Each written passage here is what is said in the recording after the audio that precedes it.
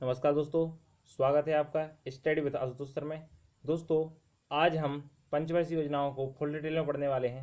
दोस्तों, अगर आपने हमारा कल का वीडियो नहीं देखा है तो उसका लिंक हमने डिस्क्रिप्शन में दिया हुआ है, तो आप वहां जाकर देख लीजिए। उसके आगे का वीडियो है जी। दोस्तों, इस वीडियो में हम पूरी पंचवर्षीय योजना और उनको विद डिटेल के साथ पढ़ेंगे। तो दोस्तों, वीडियो स्टार्ट करते हैं और वीडियो बहुत महत्वपूर्ण होने वाला है दोस्तों, तो इसको लास्ट तक जरूर देखें। बात करते हैं प्रथम पंचवर्षीय योजना। दोस्तों, प्रथम पंचवर्षीय योजना जो शुरू हुई थी वो 1991 में हुई थी और 1956 तक चली थी। दोस्तों, इस योजना में कुछ इंपॉर्टेंट पॉइंट हैं, वो आपको नोट करते जाना है। यह योजना हेरोड डोमर मॉडल पर आधारित थी। क्वेश्चन पूछा जाता है प्रथम पंचवर्षीय योजना कौन से मॉडल पर आधारित थी, तो हेरोड डोमर मॉडल पर आधारित थी। इसमें कृषि प्रोडक्शन, सिंचाई, मूल्य स्थिरता, बिजली परिवहन के सुधार पर जोर दिया गया है। ध्यान रखना है दोस्तों, कृषि को सबसे ज़्यादा मतलब जो जोर दिया गया है उसको डेवलप करने में, वो किस में दिया गया है, प्रथम पंचवर्षीय योजना में। इस योजना में सफल साबित हुई, यह योजना कैसी हुई, सफल साबित हुई, क्योंकि इस योजना में कृषि उत्पादन में 3.6% की वृद्धि दर हुई थी। नेक्स्ट आगे देख लेते हैं दोस्तों। इसी में भांगड़ा नागल, हीराकुंड और मेट्टूर बांध प्रमुख बांध परियोजना इस अवधि के दौरान शुरू हुई। दोस्तों, प्रथम परियोजना में क्या भांगड़ा नागल बांध बनाया गया, हीराकुंड बांध बनाया गया और मेट्टूर बांध। आपको याद रखना है ये तीनों, क्योंकि क्वेश्चन पूछ लिया जाता है भांगड़ा नागल बांध किस परियोजना के अंतर्गत बनाया गया था, तो प्रथम परियोजना। इस योजना अवधि के अंत तक 1956 में 5 भारतीय प्रौद्योगिकी संस्थान IIT भी शुरू किए गए थे। दोस्तों, IIT शुरू की गई थी वो प्रथम पंचवर्षीय योजना से ही शुरू करना चालू हो गए थे। सामूहिक विकास परियोजना शुरू की गई थी, कुछ सामूहिक विकास परियोजना भी इसमें शुरू की गई थी। तो इस प्रकार दोस्तों आपको प्रथम पंचवर्षीय योजना 1951 से 1956 तक चली। बात कर लेते हैं दूसरी पंचवर्षीय योजना की। दोस्तों, दूसरी जो पंचवर्षीय योजना थी वो 1956 से 1961 तक चली। अगर आपने कल का वीडियो नहीं देखा है दोस्तों तो वो जाके देख लें, डिस्क्रिप्शन में लिंक दिया गया है। दूसरी पंचवर्षीय योजना 1956 से 1961 तक चली थी। बात कर लेते हैं ये किस मॉडल पर आधारित थी, तो महालनोबिस मॉडल पर आधारित थी। दूसरी पंचवर्षीय योजना किस पर थी, महालनोबिस मॉडल पर आधारित थी। दोस्तों, क्वेश्चन यहीं से बनते हैं, इनको चीज़ों को नोट करते जाना है। इस योजना में औद्योगिक उत्पादन और तेजी से औद्योगिकरण में घरेलू उत्पादन पर जोर दिया गया। दोस्तों, इसमें क्या किया गया, इंडस्ट्री एरिया बढ़ाए गए। दूसरी पंचवर्षीय योजना थी, उसका मेन उद्देश्य क्या था, औद्योगिकरण करना था भारत का। भिलाई, दुर्गापुर और राउरकेला में इस्पात संयंत्र की शुरुआत की योजना के तहत की गई। इसी योजना के तहत क्या किया गया, भिलाई, दुर्गापुर, राउरकेला इस्पात संयंत्र लगाए गए। इस योजना की लक्षित विकास दर 4.5 थी। इसमें जो टारगेट रखा गया था कि देश का जो विकास दर होगी कितना होगी, 4.5% होगी। जो वास्तविक विकास दर कितनी हुई थी इसकी, 4.27% हुई थी। बात कर लेते हैं नेक्स्ट पंचवर्षीय योजना की, तीसरी पंचवर्षीय योजना। दोस्तों, तीसरी पंचवर्षीय योजना 1961 से 1966 तक चली। तीसरी पंचवर्षीय योजना ने कृषि और उद्योग की वृद्धि पर जोर दिया। इसमें किया गया, कृषि और उद्योग दोनों को साथ में लेकर चले हैं, ध्यान रखना है दोस्तों। इसे गार्डवेल योजना के रूप में नाम से जाना जाता है। ध्यान रखना है दोस्तों, किस नाम से जाना जाता है, गार्डवेल योजना के नाम से भी जाना जाता है। इस योजना का उद्देश्य राष्ट्रीय आय व कृषि उत्पादन में 30% तक की वृद्धि करना है। 30% तक की वृद्धि करना इस योजना का प्रमुख लक्ष्य रखा गया था। लेकिन 1962 में चीन व 1965 में पाकिस्तान के साथ युद्ध एवं खराब मौसम के कारण भारत ने अपना लक्ष्य हासिल नहीं कर पाया। अब क्या हुआ था दोस्तों, उस टाइम 1962 में चीन से युद्ध हुआ और 1965 में पाकिस्तान से युद्ध हुआ था, और साथ में ही 66, 67 और 68 3 साल तक भारत में अकाल पड़ा था, मौसम ने साथ नहीं दिया था भारत का। तो इसमें क्या किया गया, लक्ष्य को प्राप्त नहीं किया जा सका। इस योजना में लक्षित विकास दर 5.6 रखी गई थी, जो कितनी प्राप्त हुई, 2.4 हुई। मतलब ये योजना क्या रही, फ्लॉप रही एक टाइप से। बात कर लेते हैं नेक्स्ट। अब दोस्तों, अगर आपने कल की वीडियो देखी है तो उसमें बताया गया था कौन सी योजना का समय क्या रहा है। तो दोस्तों, बात करते हैं तीसरी जैसे ही पंचवर्षीय योजना खत्म होती है उसके बाद 3 साल तक एक प्लान हॉलिडे नाम से एक योजना लाई गई थी। कोई चौथी पंचवर्षीय योजना शुरू नहीं हुई थी। तो तीसरी योजना की विफलता व भारत में पाकिस्तान के बीच हुए बड़े युद्ध के कारण सरकार ने प्लान हॉलिडे घोषित कर दिया। अब उस टाइम क्या किया, 3 साल के लिए प्लान हॉलिडे लेकर आई गवर्नमेंट। उसका नाम क्या दिया गया, 3 साल का प्लान हॉलिडे घोषित कर दिया। इस अवधि के दौरान 3 वार्षिक योजनाएं तैयार की गई। वार्षिक मतलब साल 2 साल के हिसाब से क्या की गई, 3 वार्षिक योजनाएं तैयार की गई दोस्तों। कृषि इसकी समृद्ध गतिविधियां औद्योगिक क्षेत्र में समान प्राथमिकता दी गई। अब इसमें क्या किया गया, कृषि को भी उतनी ही प्राथमिकता दी गई, उतनी ही किसको, औद्योगिक कार्य को प्राथमिकता दी गई। बात कर लेते हैं दोस्तों चौथी पंचवर्षीय योजना। चौथी पंचवर्षीय योजना 1969 में शुरू हुई और ये कब तक चली, 1974 तक चली, मतलब ये कितने वर्ष चली, 5 वर्ष चली। इस योजना ने कृषि विकास और भारत में हरित क्रांति पर जोर दिया गया। दोस्तों क्वेश्चन पूछा जाता है कि हरित क्रांति पर जोर किस पंचवर्षीय योजना में दिया गया, तो किस में दिया गया, चौथी पंचवर्षीय योजना में। आपको ये पॉइंट नोट करते जाना है दोस्तों, क्योंकि ये वेरी इंपॉर्टेंट पॉइंट है और एग्जाम में यहीं से क्वेश्चन बन के आते हैं। 14 भारतीय बैंकों का राष्ट्रीयकरण किया गया। दोस्तों चौथी पंचवर्षीय योजना के तहत 1969 में 14 बैंकों का राष्ट्रीयकरण किया गया था। इस योजना की लक्ष्य वृद्धि दर 5.6% थी, लेकिन वास्तव में कितनी हुई, 3.3% हुई, क्योंकि दोस्तों रिसेंटली ही देश क्या हुआ था, युद्ध से उभर कर बाहर आया था। तो यहाँ पर चौथी पंचवर्षीय योजना आपकी खत्म हो जाती है। बात करते हैं पांचवी पंचवर्षीय योजना।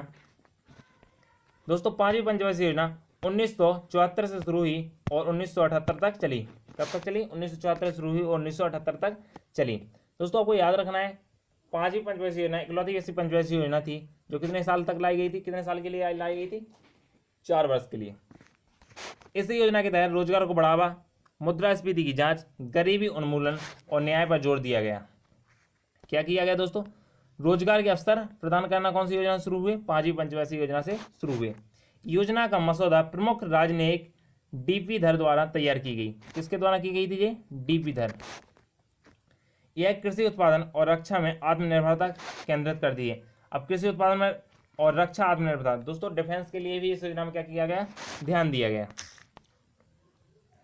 बात आगे करते हैं दोस्तों, भारतीय राष्ट्रीय राजमार्ग प्रणाली की शुरुआत की गई। अब इस योजना में क्या किया गया, नेशनल हाईवे बनाने की शुरुआत हुई। न्यूनतम आवश्यकता कार्यक्रम लॉन्च किया। जनता पार्टी सरकार में आते ही इस योजना को चौथे वर्ष में ही समाप्त कर दिया, यानी 1978 में। अब दोस्तों ध्यान रखना है आपको, जो पॉइंट वेरी इंपॉर्टेंट है, किस सरकार ने पांचवी योजना खत्म की थी, जनता पार्टी ने। कब की थी, 1978 में की थी। कितने साल की योजना तैयार हुई थी, 4 वर्ष की। इस प्रकार जो क्वेश्चन बनते हैं आपको अच्छे से याद रखना है दोस्तों। बात आगे कर लेते हैं, जैसे ही योजना 4 साल में खत्म हुई, इसके बाद 2 साल के लिए रोलिंग प्लान लाया गया। अभी इसके पहले क्या लाया गया था, हॉलीडे प्लान लाया गया था, इसके फिर क्या लाया गया, रोलिंग प्लान लाएगा 1978 से 1980 के लिए। ये रोलिंग प्लान कितने साल के लिए था दोस्तों, 2 साल के लिए था। जनता पार्टी सरकार ने पांचवी पंचवर्षीय योजना को खारिज कर दिया और छठी पंचवर्षीय योजना 1978 से 1983 पेश की गई। इसके बाद 1978 से 1983, सॉरी दोस्तों जिसमें मिसप्रिंट है, क्योंकि 2 साल का रोलिंग क्या चला था, रोलिंग प्लान चला था, नहीं 1 मिनट, हाँ 1978 से 1983 तक पेश की गई। बाद में राष्ट्रीय कांग्रेस सरकार ने 1980 में सत्ता में आने के बाद इस योजना को फिर से खारिज कर दिया। अब क्या किया, कांग्रेस ने भी 1980 में से क्या कर दिया, खारिज कर दिया और एक नई छठी योजना बनाई गई, तो इसे रोलिंग प्लान नाम दे दिया गया। पहली वाली योजना रोलिंग प्लान योजना के नाम से जानी जाती है, जो 1978 से 1980 तक चली, वो रोलिंग प्लान के नाम से जानी जाती है। रोलिंग प्लान की अवधारणा गुनार मेडल द्वारा दी गई थी, जिन नाम याद रखना है, गुनार मेडल। दोस्तों बात करते हैं छठी पंचवर्षीय योजना की। छठी पंचवर्षीय योजना 1980 से 1985 तक चली। इस पंचवर्षीय योजना में आर्थिक उदारीकरण की शुरुआत की गई। इस योजना में बुनियादी ढांचे में बदलाव व कृषि पर समान रूप से केंद्रित किया गया। बुनियादी ढांचे थे जो भारत के पहले से प्री डिफाइंड प्लान चल रहे थे, उनमें चेंज किया गया थोड़ा सा, और कृषि पर ध्यान केंद्रित किया गया। छठी पंचवर्षीय योजना भारतीय अर्थव्यवस्था के लिए बड़ी सफलता थी। जो भारतीय अर्थव्यवस्था इकोनॉमी जो सुधरी है भारत की, उसमें कौन सी योजना का बहुत बड़ा रोल है, छठी पंचवर्षीय योजना का। इसकी लक्षित वृद्धि 5.2 थी, जो वास्तविक 5.4 हुई। अब दोस्त ध्यान रखना है, इसमें टारगेट कितना दिया गया था कि जो भारत की विकास दर रहेगी 5.2% रहेगी, लेकिन वास्तविक रूप से कितनी हुई, 5.4, मतलब टारगेट से भी ज़्यादा हुई। बात करते हैं दोस्तों सातवीं पंचवर्षीय योजना 1985 में शुरू की गई और 1990 तक चली। इस पंचवर्षीय योजना का मुख्य उद्देश्य आर्थिक व अनाज की उत्पादकता में वृद्धि के साथ साथ रोजगार के अवसर पैदा करना है। सातवीं पंचवर्षीय योजना में आर्थिक वृद्धि करना, अनाज की उत्पादकता में बढ़ावा देना, साथ में देश के जो युवा वर्ग है उनके लिए रोजगार उपलब्ध कराना भी इस योजना का मुख्य उद्देश्य था। इस योजना के तहत 1989 में जवाहर रोजगार योजना लॉन्च की गई। अब जवाहरलाल नेहरू के नाम पर क्या की गई, जवाहर रोजगार योजना के नाम से एक लॉन्च की गई योजना। यह योजना सफल रही तथा इसका लक्षित वृद्धि दर 5% थी, जो वास्तविक वृद्धि दर कितनी हुई 6.1% हुई। मतलब ये योजना बिल्कुल सफल योजना के रूप में जानेगी। दोस्तों बात कर लेते हैं वार्षिक योजनाएं। अब क्या हुआ दोस्तों, जैसे ही 7वीं योजना खत्म होती है उसके बाद 2 साल के फिर छोटी छोटी वार्षिक योजनाएं लाएंगी। तो वार्षिक योजना 1989 से 1991 तक चली और 1991 से 1992 तक चली। इसमें राजनीतिक अस्थिरता के कारण इस अवधि के दौरान कोई 5 वर्षीय योजना लागू नहीं की जा सकी। अब दोस्तों क्या हुआ था, 1990 में अपने देश की अर्थव्यवस्था थी जो बहुत खराब स्थिति में पहुंच गई थी, मतलब चरमरा गई थी। तो इस वजह से क्या की गई, इसमें वार्षिक योजनाएं लागू की गई। 1990 से 1992 की अवधि के बीच के लिए सिर्फ वार्षिक योजना ही लागू की गई, मतलब 1 साल की योजनाएं लागू की गई। 1991 में भारत में विदेशी मुद्रा भंडार के संकट का सामना करना पड़ा। अब 1991 में क्या हुआ था, भारत के पास विदेशी मुद्रा भंडार लगभग खत्म हो चुका था। उस वक्त केवल 1 अरब अमेरिकी डॉलर के भंडारण देश के पास बचे थे। उस समय डॉक्टर मनमोहन सिंह ने मुक्ति बाजार सुधार को लॉन्च किया, जिसने लगभग राष्ट्र को दिवालिया होने के कगार से वापस ले आया और यहीं से भारत में निजीकरण उदारीकरण की शुरुआत की गई। मतलब क्या किया गया, भारत में प्राइवेटीकरण किया गया। इसके पहले हर चीज़ें क्या की जा रही थी, सरकारी करो सरकारी करो सरकारी करो, सभी लोग चल रहे थे। लेकिन इसके बाद क्या किया गया, प्राइवेटीकरण की शुरुआत की गई। और उस टाइम जो हमारे अर्थशास्त्री डॉक्टर मनमोहन सिंह हैं, भारत के सबसे बड़े अर्थशास्त्री, वो देश को क्या ऐसी विकट समस्या से निकालकर वापस लेकर आए थे। इसके बाद बात करते हैं दोस्तों 8वीं पंचवर्षीय योजना 1992 से 1997 तक चली। कब से कब तक चली, 1992 से 1997 तक। इस योजना के उद्योगों के आधुनिकीकरण की दशा में काम किया। इस योजना का मुख्य उद्देश्य जनसंख्या वृद्धि पर नियंत्रण और गरीबी की कमी और रोजगार के अवसर पैदा करना तथा बुनियादी ढांचे को मजबूत करना। अब इस योजना का मुख्य उद्देश्य क्या था, जनसंख्या वृद्धि पर पहली बार ध्यान किस योजना में दिया गया, क्वेश्चन बनता है 8वीं पंचवर्षीय योजना में। और इसमें क्या किया, गरीबी को कम किया जाए, रोजगार के अवसर ज़्यादा से ज़्यादा पैदा किए जाएं तथा बुनियादी ढांचे, मतलब बुनियादी ढांचा जो था प्रीडिफाइंड स्ट्रक्चर बना हुआ था भारत का, उसमें क्या किया, उसको क्या किया जाए, मजबूत किया जाए। मतलब रोटी कपड़ा मकान की आवश्यकता सभी के लिए पूरी की जाए। इस योजना की लक्षित वृद्धि दर 5.6 थी और वास्तविक वृद्धि दर कितनी हुई 6.8%। मतलब ये सफल योजना मानी गई। बात करते हैं 9वीं पंचवर्षीय योजना की, 1997 से 2002 तक चली। इस पंचवर्षीय योजना ने पर्याप्त रोजगार के अवसर पैदा करने, गरीबी कम करने, कृषि उत्पादकता में बढ़ोतरी के साथ साथ ग्रामीण विकास को प्राथमिकता दी गई। अब इसमें क्या किया गया, नया चीज जोड़ी गई कि ग्रामीण को भी क्या किया जाए, विकास किया जाए। इसके अलावा न्याय व समानता के साथ विकास पर जोर दिया गया।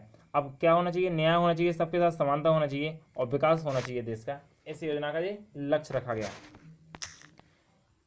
स्थिर कीमतों के माध्यम से अर्थव्यवस्था की विकास दर में तेजी लाई जाए। अब स्थिर कीमत मतलब देश में क्या की जाए, एक वांछित कीमत रखी जाए हर एक प्रोडक्ट की, ठीक है, और विकास के साथ तेजी लाई जाए। सभी लोगों को भोजन पोषण सुरक्षा सुनिश्चित की जाए। अब सब लोगों को क्या हो, भोजन प्राप्त हो और साथ में सुरक्षा प्राप्त हो। जनसंख्या पर नियंत्रण करना, इसका भी उद्देश्य क्या था, जनसंख्या पर नियंत्रण करना। इस योजना की लक्षित वृद्धि दर 6.5% थी, जो 5.40%। मतलब इसमें क्या हुआ, जो टारगेट रखा गया था उससे थोड़ी सी कम रही। मतलब सफल योजना रही लेकिन उतनी ज़्यादा सफल नहीं रही। बात करते हैं 10वीं पंचवर्षीय योजना 2002 से 2007 तक चली है। 10वीं पंचवर्षीय योजना में जीडीपी दर 7.7% रही और इस योजना का उद्देश्य देश में गरीबी बेरोजगारी समाप्त करना तथा अगले 10 वर्षों में प्रति व्यक्ति आय दुगनी करना था। अब क्या हुआ था, अगले 10 वर्ष मतलब 2017 तक क्या होना चाहिए, प्रति व्यक्ति आय दुगनी होना चाहिए और बेरोजगारी से समाप्त करना। योजना के दौरान प्रति वर्ष 7 से 5 अरब डॉलर के प्रत्यक्ष विदेशी निवेश का लक्ष्य रखा गया। अब क्या होना चाहिए, विदेशों में निवेश होना चाहिए। कितना होना चाहिए, 7 से 5 अरब डॉलर का लक्ष्य रखा गया है। योजना अवधि में 5 करोड़ रोजगार अवसर सृजन सहित साक्षरता, शिशु मृत्यु दर, वन विकास के बड़े लक्ष्य रखे गए। अब क्या करना, 5 करोड़ रोजगार उपलब्ध कराना इस योजना का मुख्य उद्देश्य था। 10वीं पंचवर्षीय योजना को इस लिहाज से भी उल्लेखनीय माना जाता है कि भारत उच्च मतलब 7% से अधिक वृद्धि दर यानी ग्रोथ रेट की पटरी पर आ गया। इस योजना में 7.7% की औसत सालाना वृद्धि हुई, जो अब तक की सर्वोच्च वृद्धि थी।